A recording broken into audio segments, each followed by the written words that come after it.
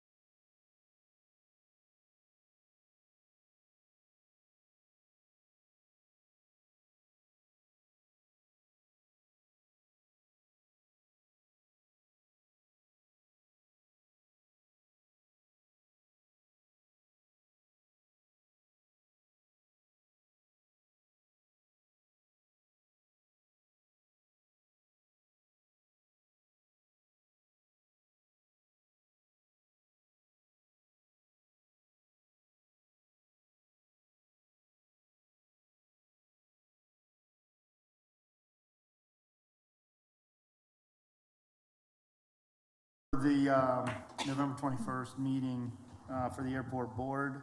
Can I ask everybody to stand and do the Pledge of Allegiance? There we go. Pledge allegiance to the flag of the United States of America and to the republic for which it stands, one nation, under God, indivisible, with liberty and justice for all. All right, for public notification of this meeting has been published, posted, and distributed in compliance with the South Carolina Freedom of Information Act, also known as FOIL.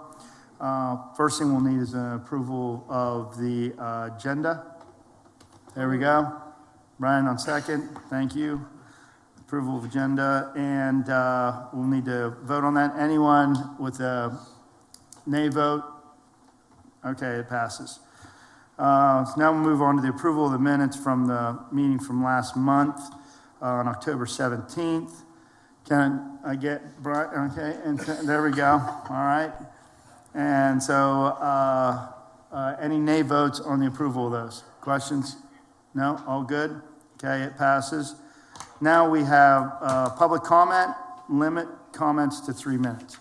Seems like we're a little loud in here if it's not me, or maybe I'm just being very boisterous today. Feeling pretty good. It's you. It is me. There we go. Yeah, it's better, I think. Good? Okay, do we have any public comment? Okay. Having none, we'll move on to the next, which will be the director's report. We're gonna wait and see. Do we have audio? I think you should have audio now. You gonna bring up audio? Okay. David, can you hear us? David can hear us. All right. And Howard, do we lose Howard? No, I think if there's. Okay, there he is. Okay. All great. right, what do I do with that box? I'm gonna let you do it. That way I don't break it. You can hear us, Mr. Howard, right? Very good. Who's writing on my slides? Who wrote on my slide? Who did that? Interesting. Somebody hacked the system. Was that you, Howard? Who did that? I'll find out. All right, let's see. All right, well, we're gonna zip through this. I think I'm just gonna make sure it starts okay. There's a video in here, so just bear with me. It ran flawlessly this morning at the chamber order meeting, so. Oh, okay. It's like number 9. That's what I meant to say. So once we get to slide number 9, you'll see a really cool video. Thanks, Rocio. Okay, so moving right along. I do want to let you know, we do have Valair Aviation Consulting here. Talk to you. I sent you that email a few weeks ago to let you know they're going to be here. So thanks for showing up. But they're going to give a brief as well. So we're going to try to zip through this stuff. All right, somebody just undoctored the slide. Good job. All right, now we're not advancing. Yeah.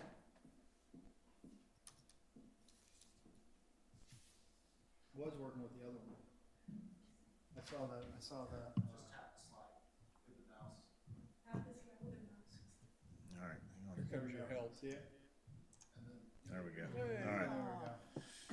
All right, so last week we did Breakfast Club up at ARW. We had, was it 38? We had 38 aircraft fly in, which was great. You can see the weather. What a huge difference between doing this in November and doing it in February. It was great. The food truck we had there sold out of everything. A lot of folks there, sold a lot of fuel, and got enough photos to hopefully justify an apron expansion out there. So we had a lot of airplanes. A great event. Concours happened beginning of the month. This is a yearly event that we do, so you guys know what happens there. We do the hot laps on the taxiway and everything. This year it was BMWs who ran up and down the taxiways. And I think top speed was 157, I think is what we heard. 161. That was a 161? So we had the Porsches last year, and I think they're about 160 as well. So these guys are in 5,000 feet, and they're getting those things moving pretty good. So if you haven't been to this on the Friday night of the Concours, it's worth checking it out. Okay, that's just a picture of the new. David, are you trying to talk to us? Okay, I can't hear you. Does anybody hear him? No. We're not getting your audio, David. Is he on mute? Who knows? Nick's on mute. There's Howard. Howard, talk to us. No. I can hear Howard and I can hear the meeting room. Oh, there, we got you now, David. All right. You hear me now? Yes. Well, it wasn't that important. All I was going to say is you could see the rotors of those cars glowing in the dark. They were so hot. I know, that was pretty cool. Well, glad to have you. All right, so here's the radios that we bought, and if you remember, we got a South Carolina aeronautics grant to cover the cost of those radios, which is good. So now all the communications in the tower have been upgraded in the last year or so, so everything is brand new out there, which is great. All right, now I lost my mouse. There we go. Yeah, that's here. We don't have a tower at ARW. All right, another tour that we did. So this was, I think, the beginning of the month as well, or the end of October, I forget which, but had the leadership program out there, which is normal. They come out just about every year. So we've got a nice little program going with where we take them, and everybody gets a ride in the fire trucks and that sort of thing, and they get to go up to the tower and check things out too. So as I say, it's a good chance to make more disciples and tell them about the airport. And then these two guys, their grandfather reached out and was interested in a tour of the tower. So they went up and spent some time with Bill in the tower. And sounds like they were pretty engaging young men there and really enjoyed that trip. So definitely a cool way to show off the airport and send a nice letter up to Bill's boss about that too. So good partnership. The airport sponsored, on election day, we sponsored the polling station over at the library, and this is an opportunity that came up through the chamber. A couple of election cycles ago, the chamber said, hey, all these volunteers go out, they work all day, and they're not fed, they're not taken care of. So the Hilton Head Bluffton Chamber was able to get sponsors for all of the 46 or 49 polling stations south of the Broad. So all the election workers got fed. So we sponsored this one, and Rosia was running back and forth, delivering food, making sure they were taken care of. But it was very appreciated, and it was a great chance to kind of show the flag and be community partners there. All right, now comes the movie, so get ready. This is pretty exciting. Is this one? What? I click on this one. There it is.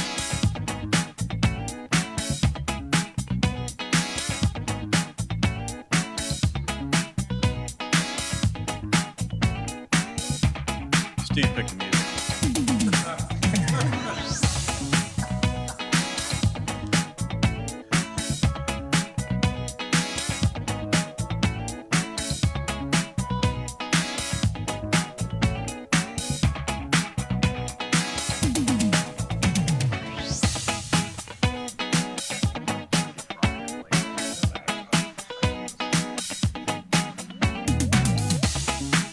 You got it all inside. You can move around to it if you want to. I know you want to. Disco ball in your house.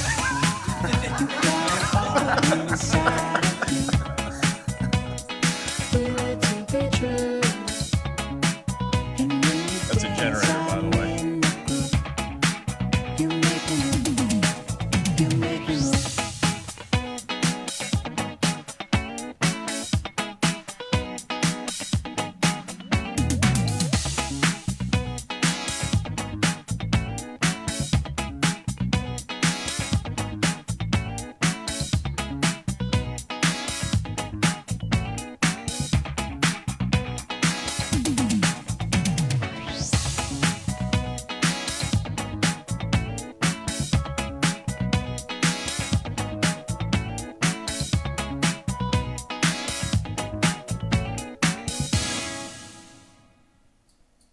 John, did All right. you get that from your 70s 8-track selection?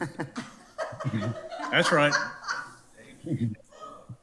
Yep, that's my Do we have, throwback is that, stuff. do we have a generator currently for the terminal? We So that's don't. it, and then that generator will handle the old terminal as well as the new Right, I expansion, I'm handle- assuming? yeah. Okay. And propane or diesel or Diesel. diesel? Why is it here so early? Just wondering. Transformers going in, and generators going in, there's a switch that went in over there. That's all about electrical rooms, so that is in place for when the electrical contractor comes out and starts doing their stuff. Okay. Yeah, just part of their sequencing. Yeah. Yeah. Surprised. Yeah, that was a monster. It took a few hours to set that thing. It was pretty big.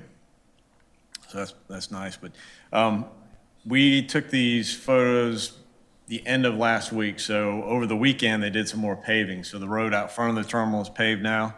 And actually, since then, the center doors at the terminal are closed off, and all of that sidewalk in front of the terminal has been ripped out. So things are moving pretty quickly over there. It's a little bit more, you see some of the new asphalt there as you come through. A few more, so we just had to add those in. All right, and then we'll keep it short so we can get to Volare, but I did want to put this up so y'all can scan this thing. But it takes you to Engagement HQ, and that's I don't know what we call it. It's like a PR platform through Beaufort County, and it's a software program that the county bought into. And what it does, it enables you to keep up with the project. You basically follow the project. So Rocio posts updates every week. She'll upload new photos and things like that. But it's a great way to keep up on what's going on. And I've talked to people at the terminal, some of the employees over there, who have given this link to family members out of town, and they're keeping up with our progress. So it's kind of fun to do that, and it's an easy way to keep up. So that's all I've got in my report, so we can zip along. Everybody have a chance. If you didn't, we'll get you that link. Anybody have any questions for John on anything? So I did have a question on the one slide that you had before Valera comes up. Is there was a plane, looked like it was landing right before the video. Was that Oh. from the concourse? Yeah, I don't know what that was. Rocio made that Right there, slide. yeah. This one right here. Yeah, what is that? That, well, if you look at that picture, it's like a rendering. I don't know, where did that come from, Rocio? Oh, it's just a picture and then you can use a filter. It's just a filter. Oh, okay. So it never actually really happened. It's not really. Okay, so it never really happened. Okay. There should be a disclaimer on any picture like that. Yeah, This it didn't kind of actually happened. happen. If you look, it's kind of fuzzy, so. Yeah, now that I looked at it, I just got a quick glance and I was like, wait, what type of plane was that? Yeah. Okay. Yep. That applied to all those planes that were over at ARW too? Those are real. Yeah, those are real. All right, so somebody needs to tell me what's next. What do we have, Rocio, what do we have loaded up? Is it on another stick? Yeah, no, it's on the desktop, so you can close that up. Oh, there it is right there. Okay. All right, so at this point, like I said, we've got Volare Aviation. Tim had to catch a flight back. He's got to go all the way out to Portland, Oregon today. God bless him. But Mike and Elizabeth are here, so they're going to talk to you a little bit about air service development and then the marketing component of that as well. We did a brief this morning with some of the key chamber partners, and we had VCB staff in there as well, Visitor Convention Bureau. And so we talked through some strategies and kind of where we are as an airport, where the industry is, and I got some good feedback from them. And we'll continue to work with them on how we can best, serve the needs that they've got. And one of the big takeaways was, let's look at that shoulder season and find some ways that we can shorten that up or fill some of the gaps that happen during the shoulder season that benefit the entire island. So the more people that can fly in, the more people will be at the resorts and the homes and villas and things like that, and make everybody's life a little bit better. So we'll have more takeaways that we'll talk about as that develops. But the other half of their visit is addressing you and letting you guys know kind of what they do for us on day-to-day, month-to-month basis, so that you understand, how we're engaged with them. So And then do we want to just do questions at the end? If we have questions, we'll just do them at the that's up to end? you guys. Whatever's easier. Whatever if you works want. better. Just throw something at us. Okay. Yeah. Make it very open. You guys Okay. can pass it through. All right, so there it is. If you Yeah. guys have questions, So I we'll just will, ask them as we go. So I think we just run that like that. And Alec, how do I get rid of that little audio message thing? Oh, here we go. All right, you should be good to go. Thanks, John. All right. Good afternoon, everyone. My name is Mike Mooney. I'm one of the managing partners of Volair Aviation Consulting. And with me is Elizabeth Flores. She is part of the team. And we are going to make presentation. Let's see if I can figure out what button to push here. No. Just click the mouse while it's There we go. Hey, it worked. We'll do introductions. I'll do an air service overview and industry update. Talk about the Department of Transportation marketing grant, inbound marketing focus, and questions. And at any time you got something, just let us know.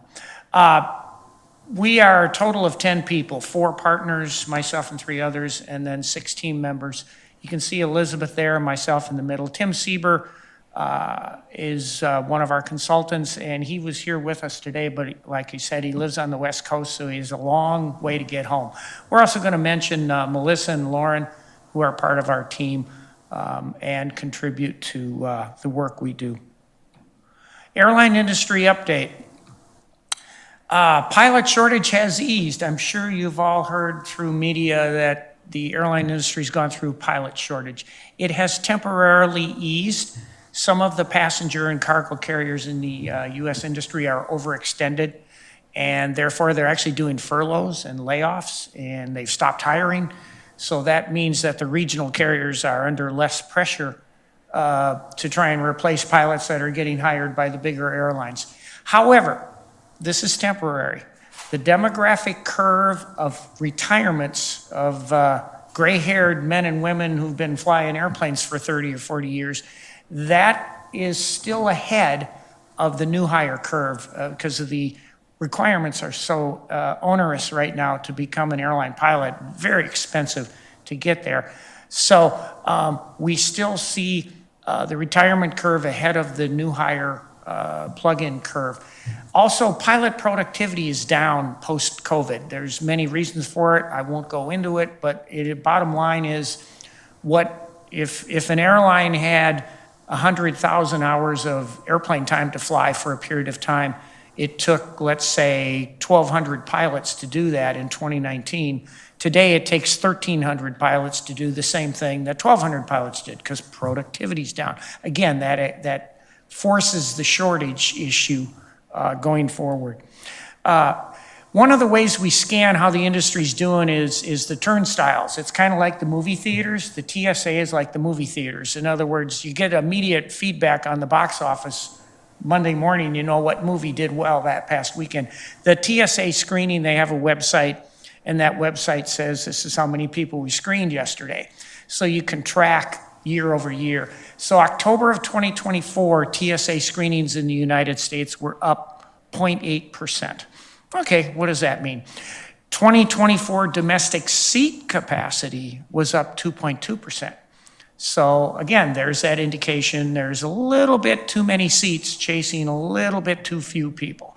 Leisure travel, to the benefit of Hilton Head, leisure travel has more than fully recovered from the pandemic. Business travel has not. There are fundamental shifts post-COVID. The road warriors that were on the road once a week, every week, well, they're on the road twice a month now, and they do Teams calls or Zoom calls or something like that the rest of the time. So the network airlines that serve this airport, American, Delta, United, their global systems were built pre-COVID on hauling road warriors around 4 times a month. Well, now they're only going 2 times a month. So they are now aggressively chasing upscale leisure travel, which again is to the benefit of your community. 2024 Q2 domestic average fare is actually, you're not going to believe it, down 3% from 2023 Q2, but it is up 9% from 2019 Q2. However, think about what's happened to inflation since 2019. Actually, the airlines, by that measure, are still behind on raising fares to match inflation. Oil is about $70 a barrel right now. Last year it was about 76, but in 2019 it was $59 a barrel. Okay, what's going on in the industry? The 2 big dogs, Delta and United, are performing well, even with softening demand. The 3rd big dog, American, is tracking a little bit behind its 2 brothers. They had a glitch in their strategy with distribution issues, and somebody in the C-suite, somebody got fired for it.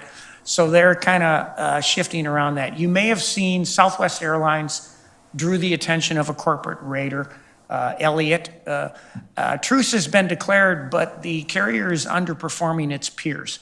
And therefore, we may see very significant shifts in how Southwest, which is kind of considered the Walmart of the airline business, how they do business. They're kind of trapped strategy-wise and product-wise, so it's going to be interesting to watch. JetBlue is going network. They were going to merge with Spirit. They were going to have an alliance with American. Now they're going to kind of look like a miniature American or a miniature Delta, which is an interesting strategy choice on their part. There are 2 new airlines that have emerged, believe it or not. Capitalism and innovation in our country is absolutely alive. Who would start an airline around a pandemic? Well, 2 people did. Avelo Airlines is doing better than Breeze Airways. Breeze Airways is the other one. Now, acronyms, ULCC, you have to memorize this, you'll be tested later.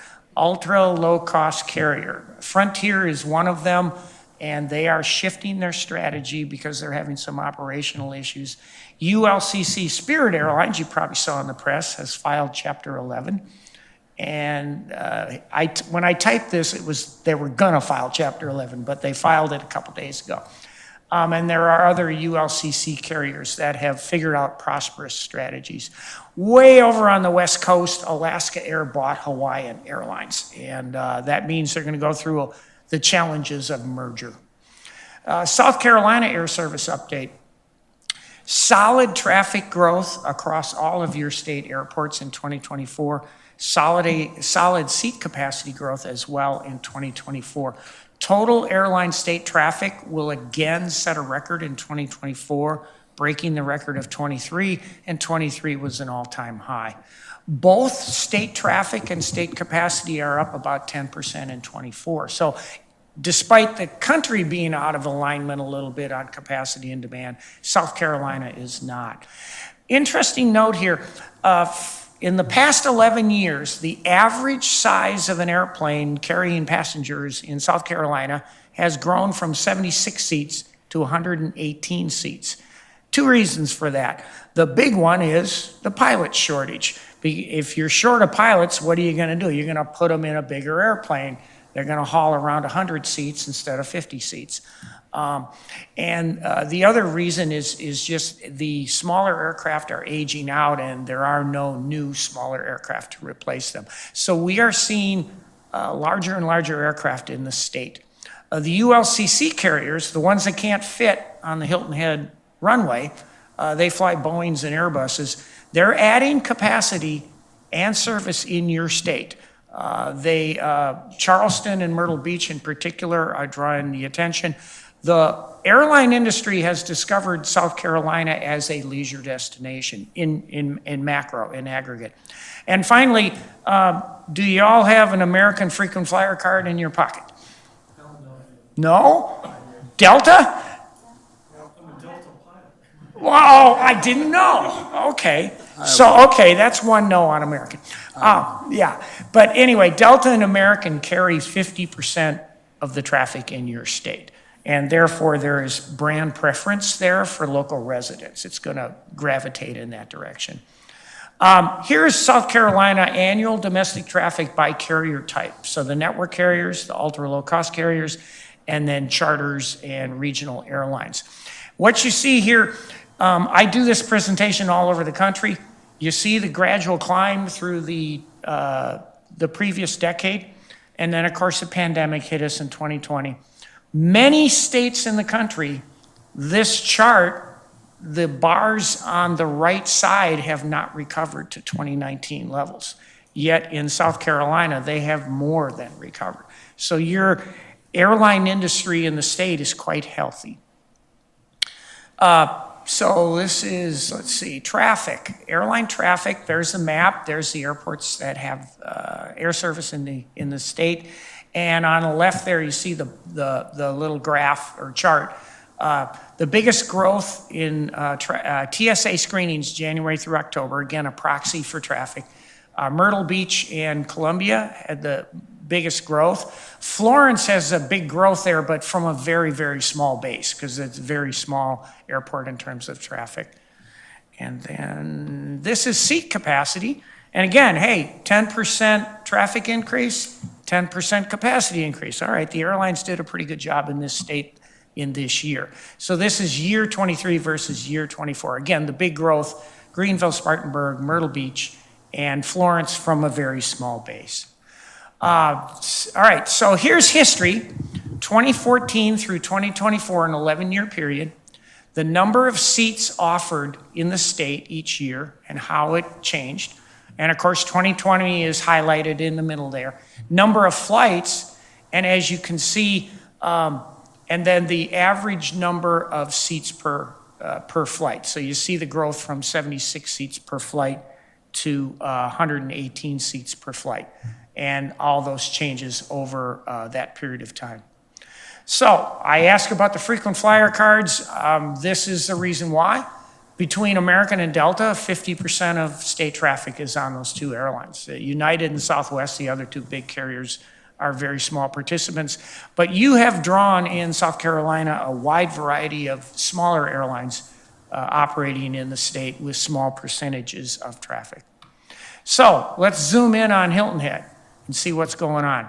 Nonstop service to 8 cities the summer of 2024 on the map there on the right. American, Delta, United.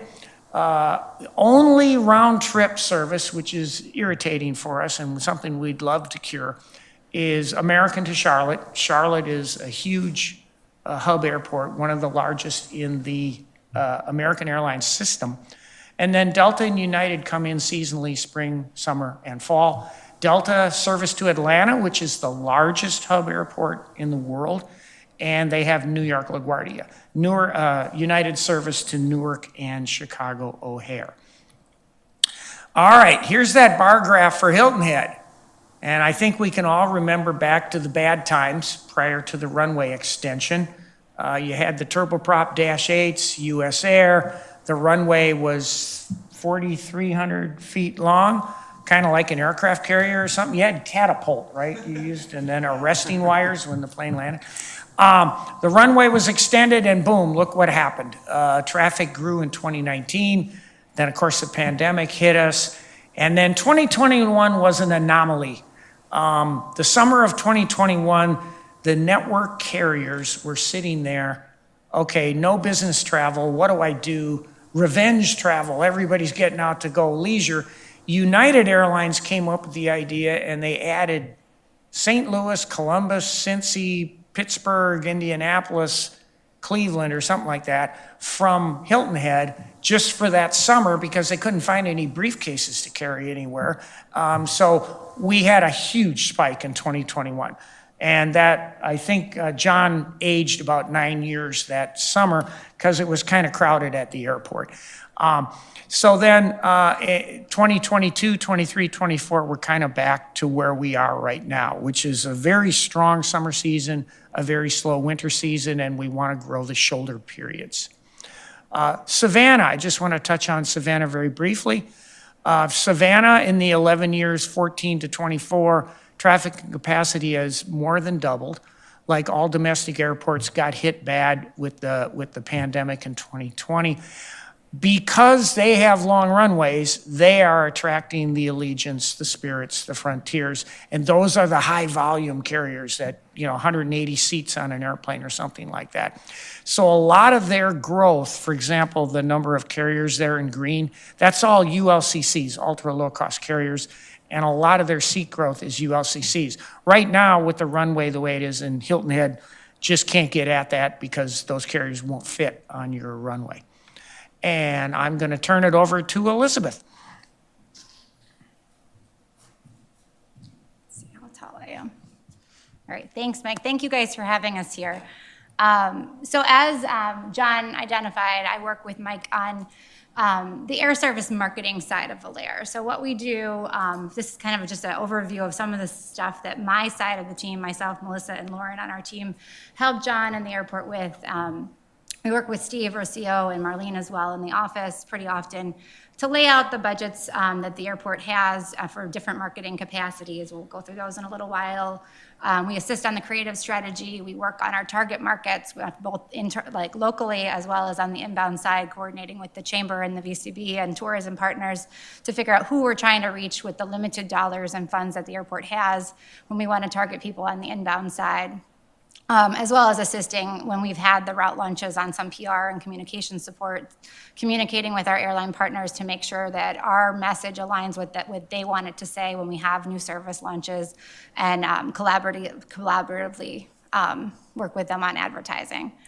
Actually, I should go back real quick. So I also wanted, this is my opportunity to point out too, the little kiddos on the side. This is just kind of my little mini introduction to you guys as well. So I'm also a lifelong Hilton Head Island vacationer. My family's been coming down here since before I was around. So it's a little taste of home for me to get to work on it when I'm away, but we come down 2 to 3 times a year ourselves. So I like to just kind of point out to you guys as well as our chamber and local partners too, that in a sense, I am that visitor. So at least I feel like I have some insight into what we're trying to market to. So these are my kids and my nieces and nephews. Sometimes we use their photos on social media as well when we're lacking pictures. So just a little bit of insight there. From a marketing and advertising perspective, as you guys are probably very well aware, budget sources for advertising, the airport has its own marketing budget, which is approximately about $100,000 a year. That's pulled from the main airport budget that we work on laying out throughout the fiscal year. On top of that, the airport's been successful over the past few years in applying for both town aid tax, state aid tax, H-tax, as well as our recent win with the Department of Transportation and a small community air service development grant, which we'll talk about as well. Those pieces have allowed the airport to expand upon with the limited funds that they've had in really trying to get out there and reach those key inbound markets on top of some of the local advertising. And really in perspective, the limited amount of funds that we've had in terms of reaching those key markets are very minimal if you think about the major key markets that we're trying to reach and the large amounts of people that live in those metro areas. We're slowly making headway, and we're slowly making sure that more and more people, coming in understand that the increased options that the airport has with the hub connectivity that we've gained over the last few years. And please feel free to interrupt with questions if you have them as things come up. So this is just a little bit, a lot of this presentation we gave this morning with our chamber partners, but so you guys have the same background.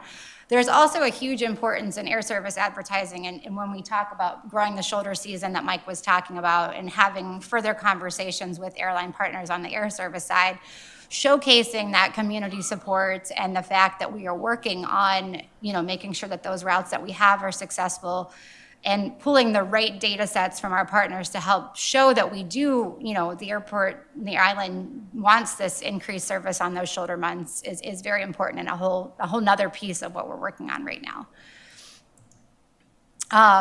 Again, this kind of taps into this. We were trying to hit it home with that audience, and I think we've made some good headway as well. But that community and visitor support is island support and airport support, and it means airport success. So for each of those passengers, every arrival, every passenger adds up for the community.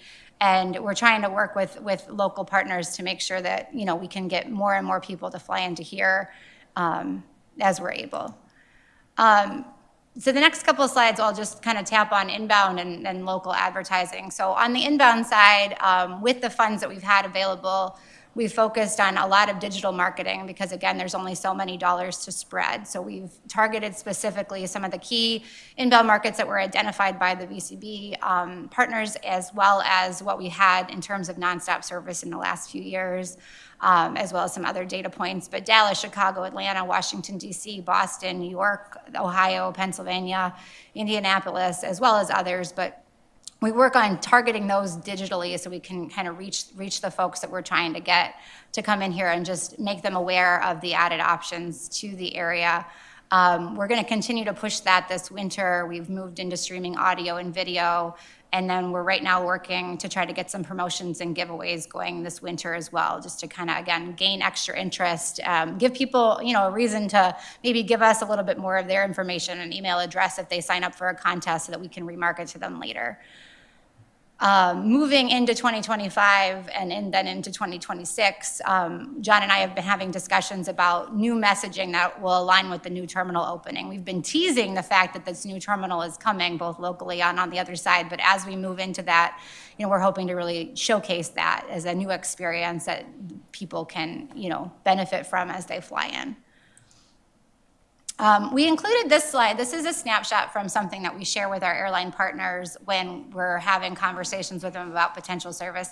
This is a snapshot of second homeowners and where they live. If they own second homes here locally, this is based on tax roll data and mapped out.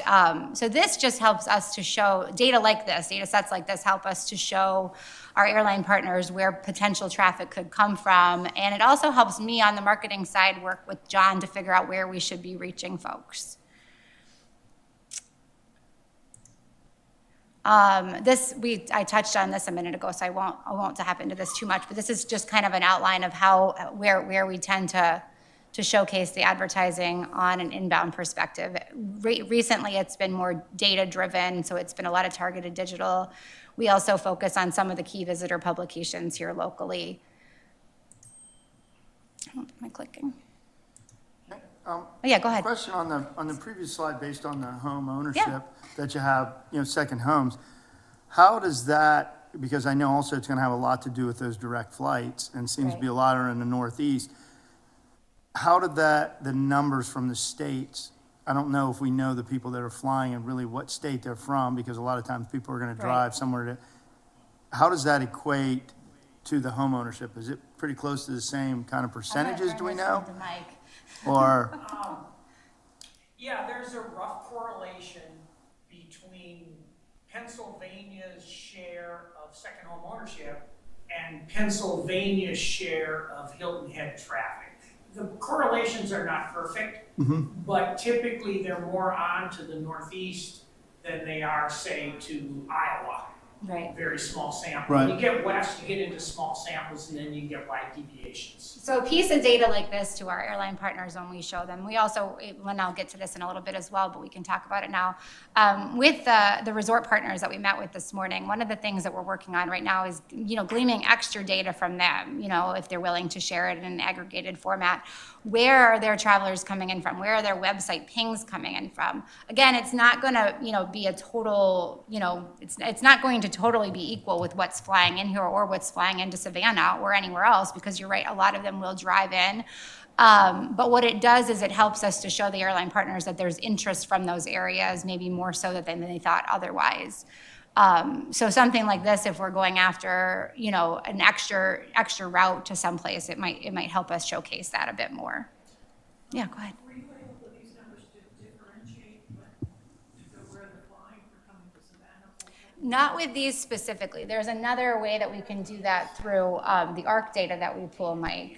So there's other data sources where we can do that. And we haven't done a leakage study recently with John, but it might be something that as the new terminal opens in the next year, we look into. So we're able to use similar data that's pulled from our, you can explain ARC data better than I can. Wrong team member here. But it basically pulls together a leakage study. So it showcases where traffic is coming from and where those bookings are coming based on where the credit cards that book the traffic. Yeah, the Department of Transportation, the airline industry is an incredibly transparent industry. It has to report everything down to the nickel and the dime. Nothing's hidden from the public. So there is what's called ticket lift data that shows us airport, city pair by city pair, what airline, what routing, what fare was paid, and it's all aggregated into software, and then you can pull it up. So I can pull up Pennsylvania to Hilton Head, Pennsylvania to Savannah, and put them side by side and look at them, or I can merge them together to show the total area market. Then there's also what's called ARC data, which is 100% sample of all tickets, and that goes a little deeper, and you combine those two with several other data sets, and one of my partners in the firm knows how to put all that together in what we call a leakage study, which has a whole lot of proprietary formulas in it that are over my head. But we're able then to take the catchment area of zip codes and download everything, and then create by carrier, by airport, by season of the year, the traffic flows. And this might be the time for us to approach that now that we've had some growth. I think what Leslie asked, I want to expand on a little bit, because I Please. think that's the big problem here. People that come to Hilton Head are coming not just to Hilton Head, they're coming from Savannah. That's Correct. a different state. It's a different revenue source for Georgia as opposed to South Carolina. So I'd be interested in knowing what you folks are doing to encourage the airlines to come here instead of Savannah.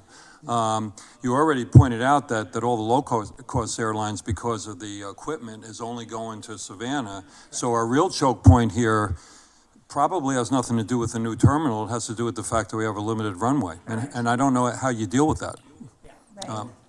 Well, I think that will come into John and the airport layout plan that I know you guys are working on. Short term, until that runway situation can be addressed, I think short term, what our goal right now is to grow the shoulder season that Mike was talking about. To talk with the airlines about extending what we have a little bit further each year, so that we get more and more people that come back and continue to fly it. And then the more and more that happens, the longer they'll keep them in, or the more cities they'll keep in just a little bit longer. So short term, that's what we're working on right now. So one of our big projects right now is, again, to kind of glean that data from some of our resort partners and some of the local community partners here, to help sell that case back to the airlines, because they came in, hard and strong, I guess, during, right after the last runway extension, and then it kind of tapered off after COVID, and we're at a good place right now.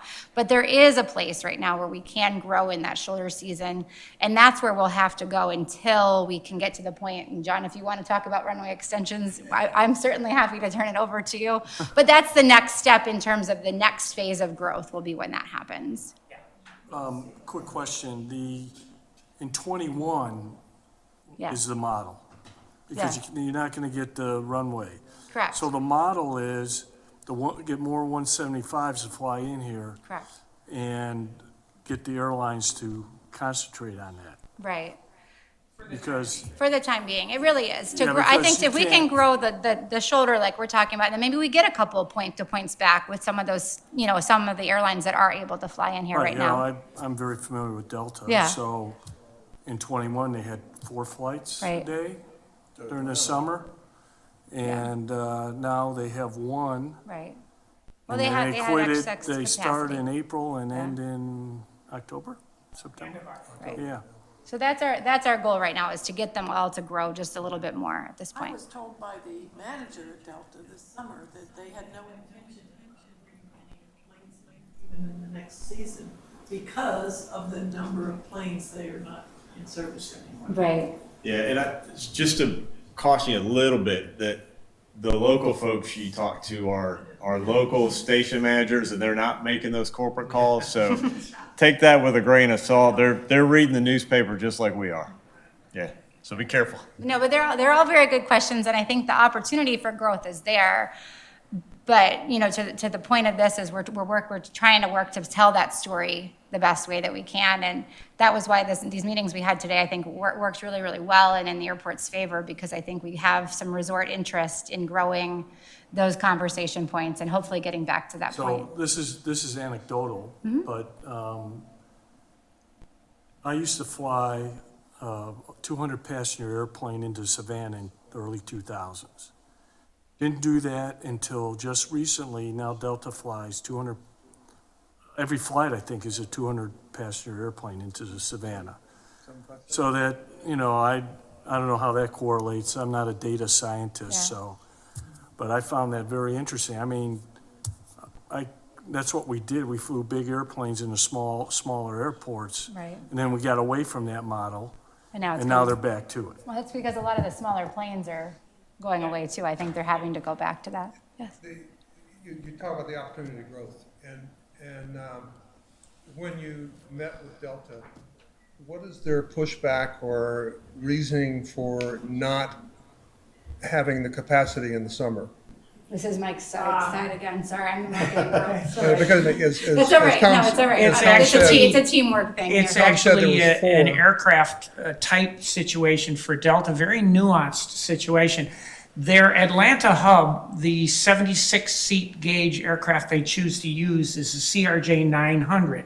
It doesn't fit on your runway. Their global fleet has E-170s and E-175, which is the 76-seat airplane that does fit on the runway. The only way they can put an airplane in Hilton Head is to draw it out of the Northeast, bring it down, kick it to Atlanta, kick it back out, and go back up, because they simply don't put the E-170s in Atlanta. If they had an E-170 fleet in Atlanta, we'd probably have more frequency. So it's a nuance of equipment allocation on their part, basically. Okay, thank you.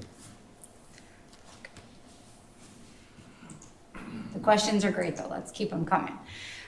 So this is just another little snapshot of the inbound push moving into this next year. A lot of this is tailored to the ATAX request application that went back in for 2025 for this year, because as I mentioned, for most of the inbound funds anymore, that is the program that is helping to fund it. So we've had a cooperative program with the Visitor and Convention Bureau for the last few years. It's worked well in growing that partnership with the airport between them and kind of keeping that playing field, equaling it out a bit in terms of, you know, their interest in the airport. It also has helped us to ensure that we're able to advertise the airport while they're helping to advertise the destination. Airports themselves are not actually supposed to use airport funds, as you guys probably are aware, to advertise a destination, but this collaborative program and the fact that it's funded through the VCB allows us to get people's interest about coming to Hilton Head Island, but then also tap into the fact that we're telling them about the increased service to the island itself. We're also working on some digital targeting and reducing leakage. We've been working with like Expedia type programs where we're using those online travel agencies to target people that are specifically searching for flights from Savannah, but then we pop up with an ad that says fly from Hilton Head Island instead. So we're actively, you know, reaching the people that are searching for flights from a competitive airport and showing them our ad, whether it's right then as they're booking or it's in the days after they've done that initial search, because of the, as you guys I'm sure are aware at this point, but you know, the internet tracks you, so they know that if you made that search but you haven't yet booked a ticket, it's going to track you for a couple of days with those ads. I often call them the shoes that haunt you. You looked at a pair of shoes, you didn't buy the shoes are chasing you for a week until you buy the shoes. So we're trying to be those people. We've been doing it for a while, but hopefully it's taking a little extra step, especially because we're actually chasing the people that search for our competitors' shoes instead of our shoes. So hopefully it's working, and eventually we'll take progress. But again, with, you know, the limited funds we have, it's the best way that we've found to, you know, really reach people that we know are thinking about airline tickets. We've also been involved in key publications, like some of the Surge Menu Guide, the travel planner that the VCB puts out, as well as, you know, other programs to reach potential visitors. This is a snapshot of some of the stats. They're just up through June. of that inbound program with the VCB, but, it's just kind of, again, trying to plan your escape using some of their messaging, but getting them to book a flight into Hilton Head, and it's taking you directly to a landing page talking about the Hilton Head Island Airport and the airport's offerings.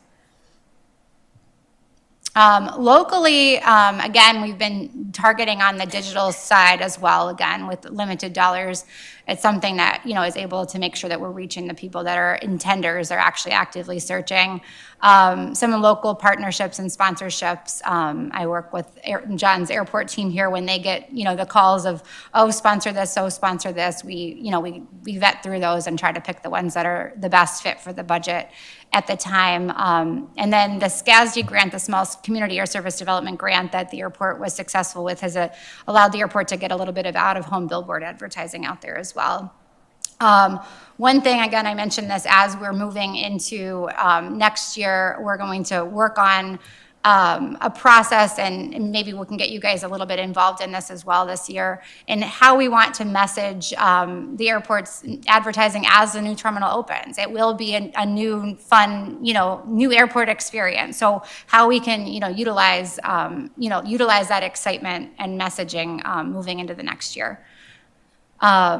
This is, again, kind of just showcases you a little bit of where we've been. The DOT grant funding is very much tied to the goals that the DOT approved in that process. So we have to make sure that the advertising that's using that grant money is educating people locally and out of market, those visitors, on the airline options to the Hilton Head Island Airport.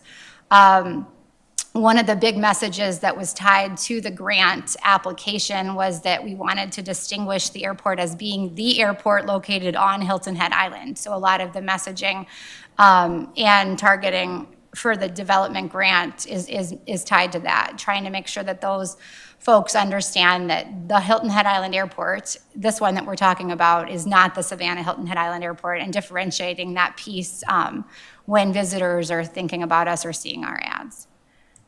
Time on that, 5 minutes from your hotel.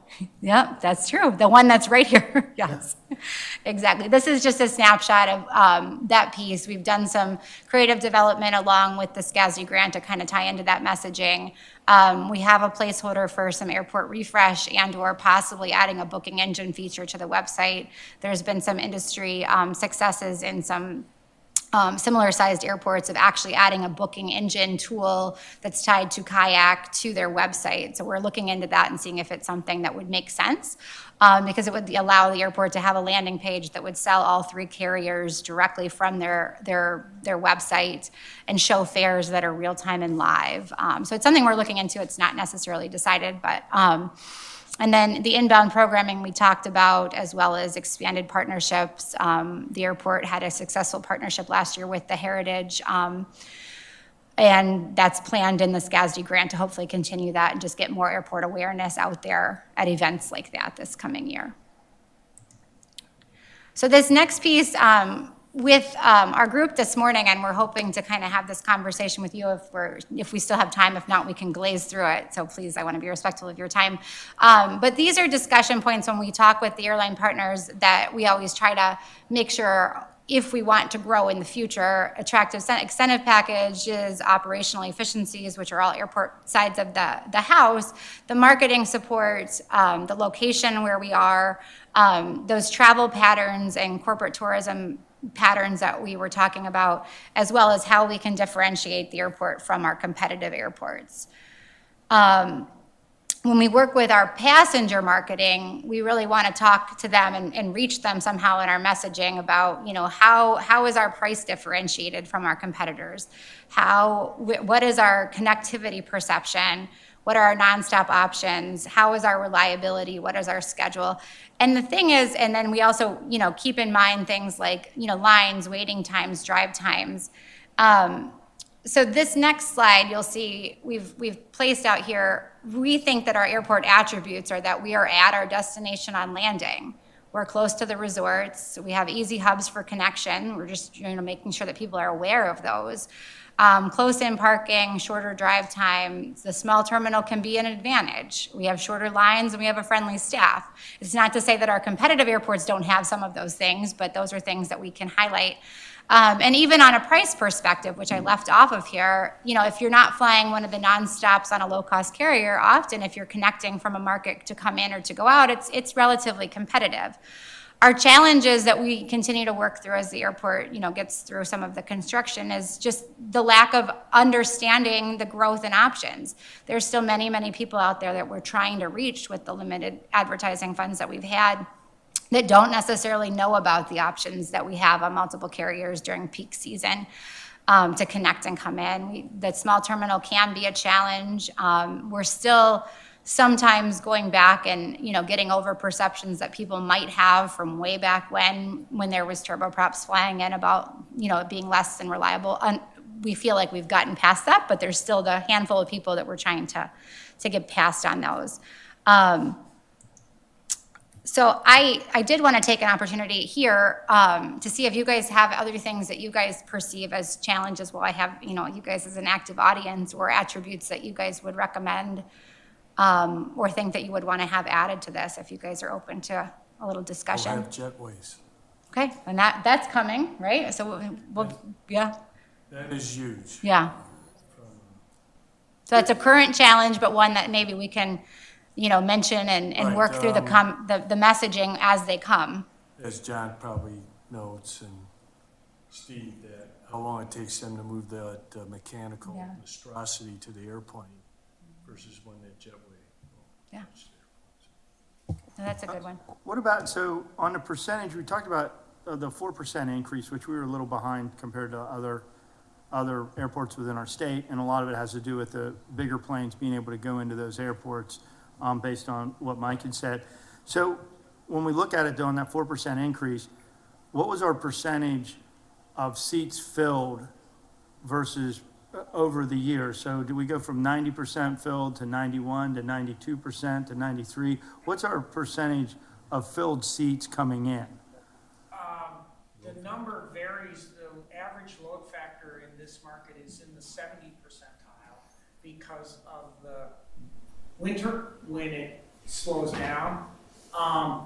And I can't answer exactly the question you're asking. I don't think that the employment increase would automatically result in a load factor increase unless capacity was held flat or went. Right, that's what I was trying to look at, because then the question becomes is, when we're talking about trying to expand, which, from the way that everybody's talking, to get those carriers to extend out, that's the golden goose, which the golden goose is called the golden goose for a reason. It's hard to get. Right. So to get them to expand out.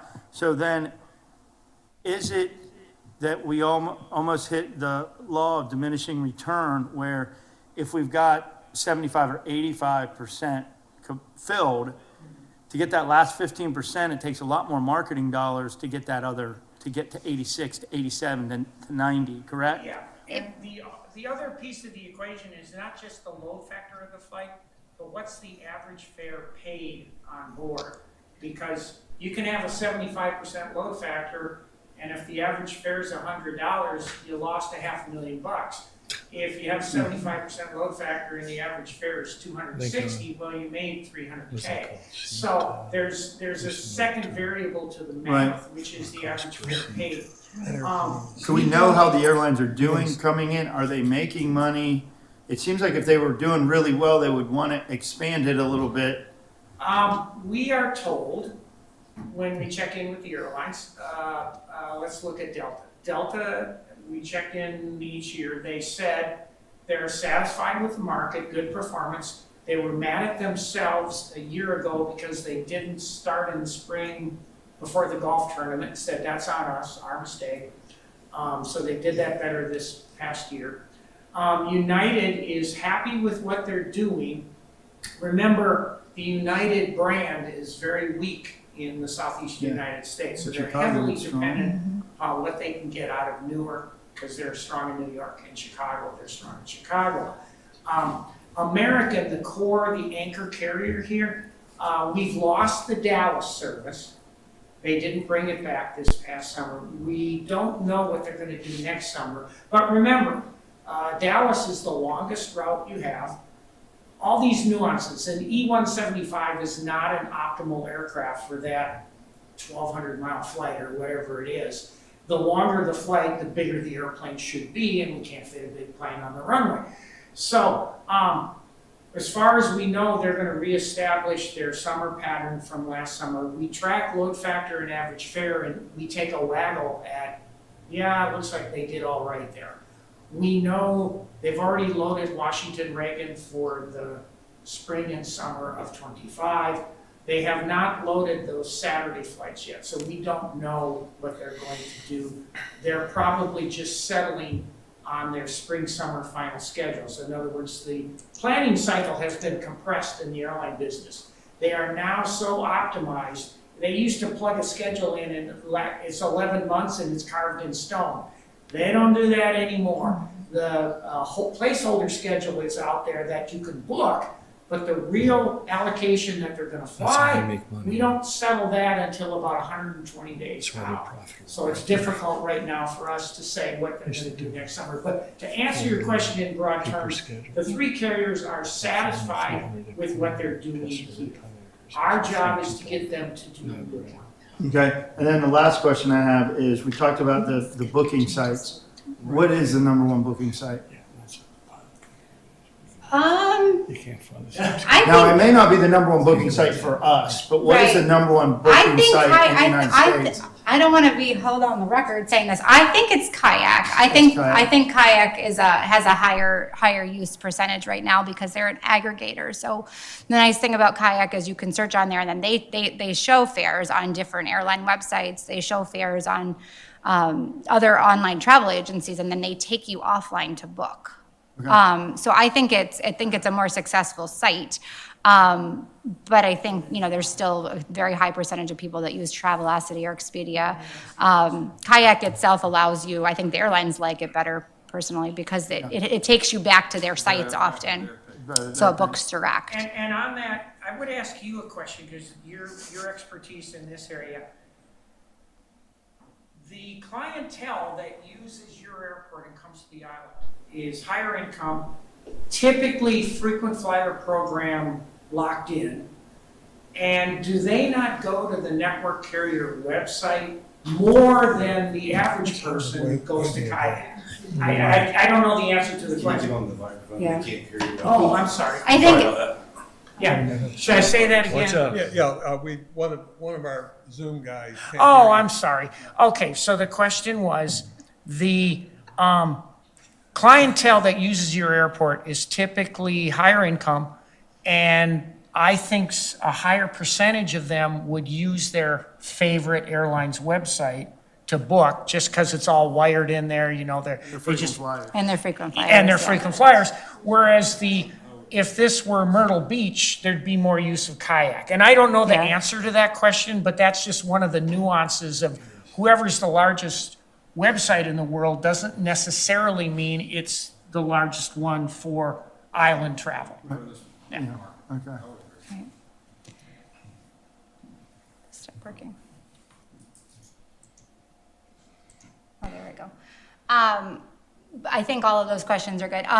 We can continue. I'm trying to think of where I was, but the other thing that we've been talking about is also showcasing the airport to airline partners. So we've been working hard again with the local tourism partners to figure out more tie-in flight giveaways and promotions around local events. Last year with the Heritage Partnership, the airport did invite a lot of our network planners down to participate in the tournament. We did not actually have anybody attend last year. Our invitations went out a little bit late, but we're on it this year. So we're hoping to get some of our airline partners down here this year to experience the event and see the community and fly in and see the airports and some of the progress that's happening as well. We're also working with some local partners on, engaging travel writers, setting up some fam trips, and working with our airline partners to be a part of that as well. Seeing Heritage up here, I think I heard you correctly. Thank you. that Delta said we messed up last year? 'Cause they apologized for the year before. Yeah, it was 23. Oh, Or 23. 24, I'm sorry. 24, they were not here. Yeah, That they've loaded it for 25? they said it's on us, our mistake, yes. Didn't look at the calendar. So they should be here in time this spring. We should be good. And let me, while you're standing up, can I ask Might you? as well stay up here, Mike. On the basis of the load factors that I understand Delta, and I'm a Delta retiree as well, that I understand from some of my contacts, they're doing quite well with this loop trip that they take. Yes, yes. Is there any consideration for them to do 2 a day as opposed to 1 a day? Well, LaGuardia slots are hard to come by. You're very fortunate to get one pair of LaGuardia slots. I don't think they would allocate a second pair of LaGuardia slots. Well, steal it given from the somebody value. else. What? Steal it from somebody else. Well, they're not for sale and they're worth Tokyo real estate is what Well, they're no, worth. I'm talking about another city. Well, it has to be, for Delta, it has to be a city where they are dominant. They're not going to come here from St. Louis because their brand identity is not strong in St. Louis. You might as well stay put for questions. We're almost there. So, yeah, no, absolutely. We hope that this part would be an open conversation. So, and then also we're working on, again, like I mentioned, digging into some of that data locally. So again, we can sell that shoulder season, find out what we're missing, find out, if there's little pieces that the airlines can build back now, while we're getting to a point where maybe they could grow further in the future. And then this is just a little bit, so you guys have an understanding as we move into the terminal opening, what we're hoping to do in terms of messaging and figuring out what the next marketing message should be in terms of opening the new terminal, highlighting the offerings and new passenger touch points, generating brand advocates, as they see the new airport experience, having people get out there in the community or visitors that are out there online and influencers talking and becoming brand advocates for us, and then identifying those key points in the new airport experience that will differentiate the airport from other places. And then just as a recap, we're happy to be here. I think as we continue to grow and continue to market and use the funds that the airport has, every year we're reaching just another visitor and making sure that they're aware of the increased service options that are here. Yes, it's kind of, we've had dips back down since 2021, but we're still up from where we were before the runway extension, or we're equal with that, if not higher. But there's still more people out there that don't know that the service options are there. So that's every year we're trying to reach more and more of those people, getting more and more people possibly, that may have been lifetime drivers to get down here, but as they get older, they're choosing to fly, and they don't want to fly and then drive in. They want to fly right here. So the more people that we can reach in those key demographics, I think the better off we'll be, and the more we'll fill those flights and increase that load factor too. Awesome. Thank you very much for your time. Thank you. I just want to add a couple things, and then we'll go to questions. But you heard Elizabeth say a lot of time during the presentation, because of our limited budget, or words to that effect. And every year we do apply for Town of Hilton Head Island ATAX funds, and we do receive some funds, but that's about $160,000. And we could have spent that here while we were talking very easily a couple times over. You see the markets that we need to reach. And I'm part of the VCB's marketing council, and we had a meeting yesterday. And Cleveland, Chicago, Pittsburgh, New York City, Boston are some of their top markets. Now, we could spend $500,000 a year in each one of those markets and just be covering what we need to cover. The airport's marketing budget in 2024, FY 2024, was $340,000. That included the money from the town. So as advocates on the airport's board, we need to keep this chatter up. People need to know about the good that having commercial airline service does for the island. The transportation picture around Beaufort County, unless you have been under a rock for a while, is getting tougher and tougher. And it got significantly more challenging on November 5th. I hope you all voted for the sales tax, but it didn't pass. That's going to be a major pinch point over the next few years as to how we deal with that as a county. that could end up being a bright spot for the airport. But it's going to be a challenge in the county. And with all the building and development and people moving to this area, it's putting a lot of pressures on the transportation system. So we've got to continue to market to make sure people know we're here. So number one, we want them to continue to visit the destination because that keeps everybody's property taxes down. Tourism drives property taxes down. We need to make sure that our elected officials understand how vitally important it is to fund organizations like the VCB. They've got incredible power in their advertising, and that's why we've hooked to their coattails on these campaigns, because they have the brand awareness out there, and when we tag on to them, it's powerful. They are authoritative in their brand, so it's important that we're with them. So as the board, as the advocates, talk to those folks who are in positions of, making decisions and setting policies that we can fund air service, and that we continue to grow this and realize that the asset that it is. So, we have a very small budget to bring, Volair on board, and we're kind of muzzling them. There's a lot more that I know they want to do for us in these markets that we need to work in. So we need to continue to grow that portion of the budget and find ways to do it. But we are challenged at the airport because, our funds are also going to grow that facility so that we can accommodate the next generation of aircraft and keep this moving. So there's great challenges. So if anybody, I always tell my staff, don't go anywhere. We've got 20 years worth of work to do. And it's true, and that's a good thing. But it's critical when we have these presentations, when we update you on what we're doing to get the word out. It's absolutely critical that we continue to spread that message and take it seriously. So if you guys have questions, suggestions, I'll bring them back up. Could we get a copy of this? Sure. That Yep. was just a John. Howard, Absolutely. Howard didn't have to hear me. Any other questions for Mike or for No, I Elizabeth? think we asked them all as we went. We appreciate the information. I have just one quick one. Is there a new 75-seat airplane in the pipeline by any manufacturer? What size airplane? 75-seat that would fly into Hilton Head? No, nobody's pursuing that. The Brazilians are talking about some sort of high-tech turbofan. There's engine types that have a propeller on a jet or something. It's not a turbine engine. I don't know, but there's some discussion, some sketching going on, but nobody's ready to make the $700 million investment Right. at this time.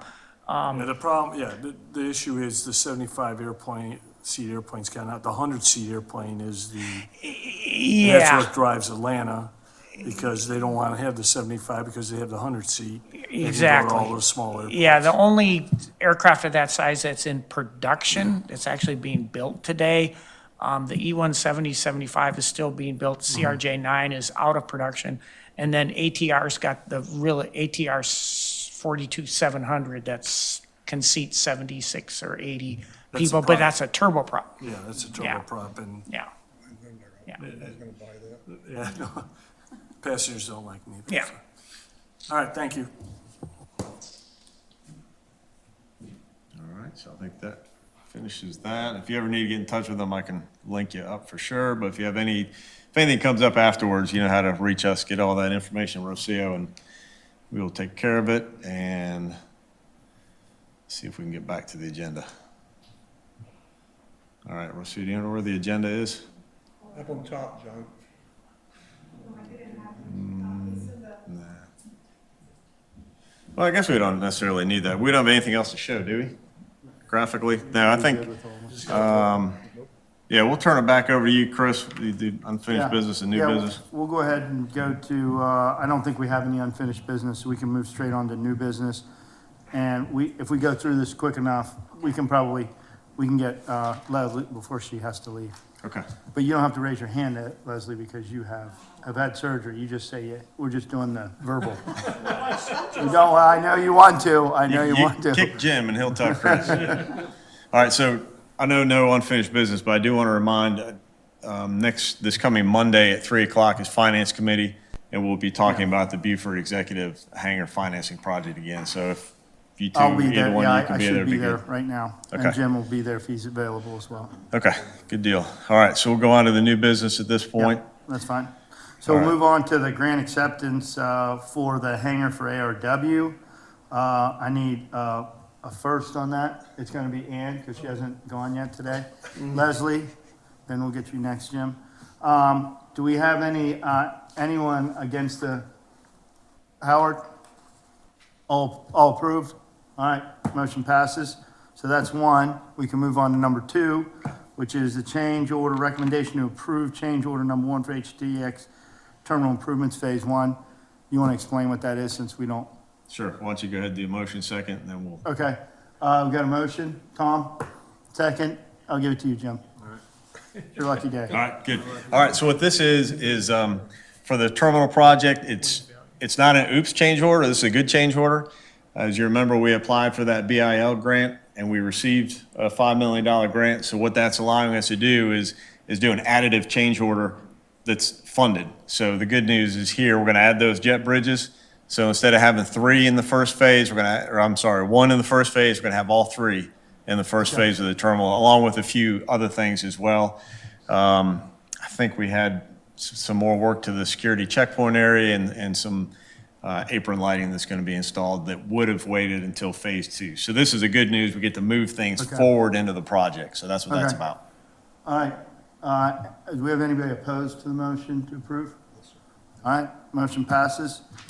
Move to the third, which is Hilton Head Island Airport. Again, recommendation to approve the Airport Capital Improvement Program. If you want, you could take the next two together. Let's do the next two together then. Beaufort Executive Airport, ARW, thank you for that recommendation. Recommendation to approve the Airport Capital Improvement Program as well. Tom again? We'll give it to you, Leslie. I like it. So Leslie, the second. And this one, just to remind you guys, these are in draft format That's the like it whole- is. Yeah. that's the Every draft year, we this got. is a 5-year plan that we submit to the FAA, and then we copy the state as well, so everybody knows kind of what we're thinking. This usually gets a few edits before it's inked in the springtime, but we'll take this to council committee so that they get an informational brief in January, because our committee doesn't meet again until January. Okay, after hearing this, anybody have an opposed vote if we're going to vote? We are going to vote, but anybody opposed? No one's opposed? Okay, motion approves. Leslie, you'll get to your other meeting on time. Thanks, Leslie. Tell them we all said hello. All right, so let's go, so that'll take care of all new business, and we can go to chairman update, right? And the only chairman update we really have is, do we have any out of the committees, did we have anything that was, any meetings? We did not? I'm a little disappointed with my crew on that, so we will have to improve that, but I'm not the chairman, so I can't. I know, but I just expect more out of you. That's what, I don't want to say I'm disappointed, but, Geez, I'm let's try to sorry. get Could I things ask the- rolling. Could I ask the director a question? You may ask the director a question. Have we thought about advertising or anything on the jetways? I know that's big money overseas. I don't know what it is in the US. Oh, you mean like within the Yeah. jetway physically? Yeah, Yeah, that'll be part of the idea is to, Oh, yeah, that's huge. yeah. it's a lot of bucks.